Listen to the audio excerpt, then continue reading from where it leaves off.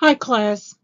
Um, today's lecture is about antipsychotics.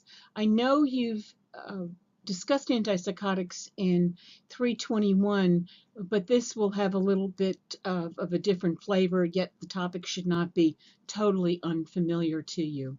And here we have some of the most commonly prescribed antipsychotics in this country. Zyprexa, Seroquel, Abilify, and Risperdal. I'm going to stop this and make sure it's actually working, okay? All right, so antipsychotics are used to decrease agitation and decrease signs and symptoms of psychosis. So they work to decrease delusional thinking and hallucinations, and they also have a calming effect, and sometimes, even though sedation is not always desirable, it will allow people to sleep. Now, the older antipsychotics were typically called neuroleptics. It's a British term. When you hear the word neuroleptic, it basically means an older antipsychotic drug. They also used to be called major tranquilizers. That's not a correct name because that's not their primary action, and so we don't like that term at all. All right, so how do antipsychotics work? By regulating the neurotransmitters. And the neurotransmitters they basically work on are the dopamine neurotransmitters, primarily dopamine 2 with the old drugs, but several dopamine receptors with the newer drugs.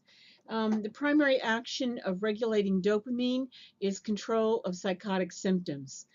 The problem with dopamine blockade, though, is that you can develop neuromuscular side effects called extrapyramidal symptoms, and they also increase prolactin.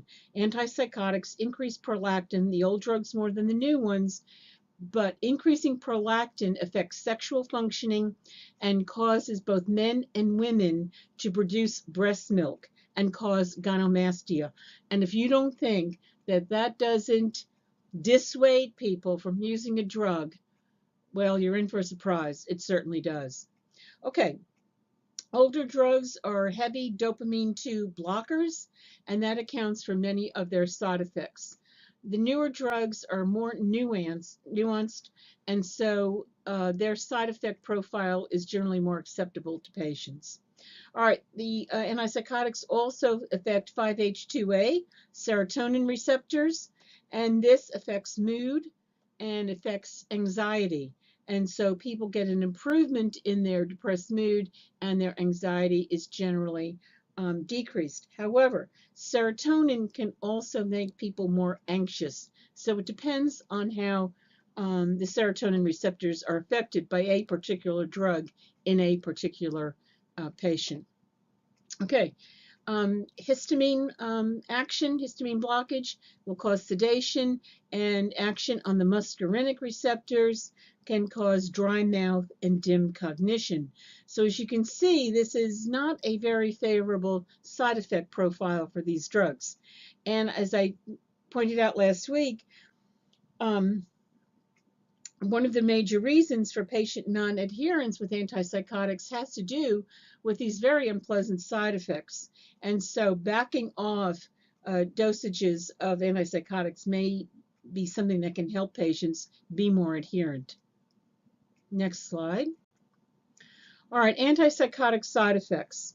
Okay, the first one is anticholinergic effects. And remember that from pharmacology.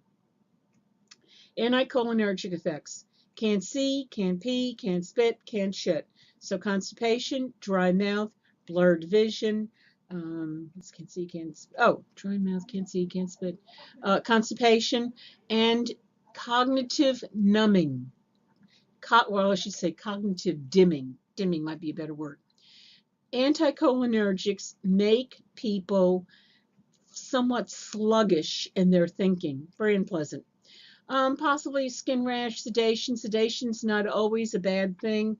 Orthostasis, older drugs in particular, and Seroquel among the newer drugs can cause serious orthostasis. Photosensitivity, yes, psychotropics commonly cause photosensitivity, and then the patient can complain of very much a sun, very much, can complain of having a sunburn from minimal sun exposure. Okay, decreased libido, retrograde ejaculation, gynecomastia, galactorrhea, amenorrhea, weight gain. Weight gain can be very serious. Remember Marge from the video. Patients can gain 5, 10, 15, 50, 100 pounds on these drugs.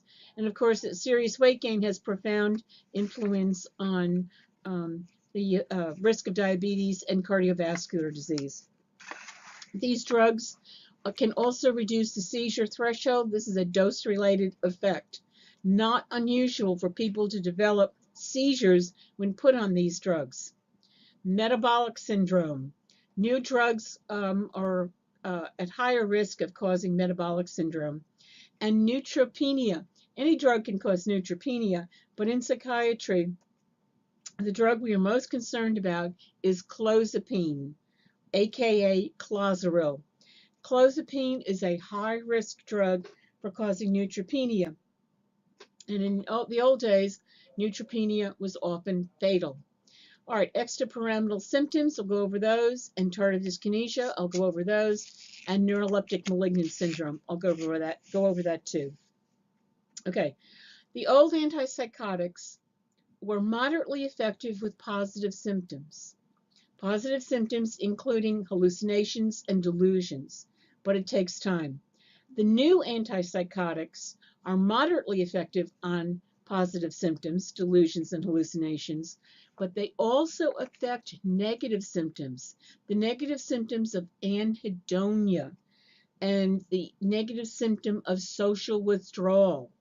People who are on new antipsychotics may have quite a profound response and be much less withdrawn and sluggish and dull than they were when they were untreated.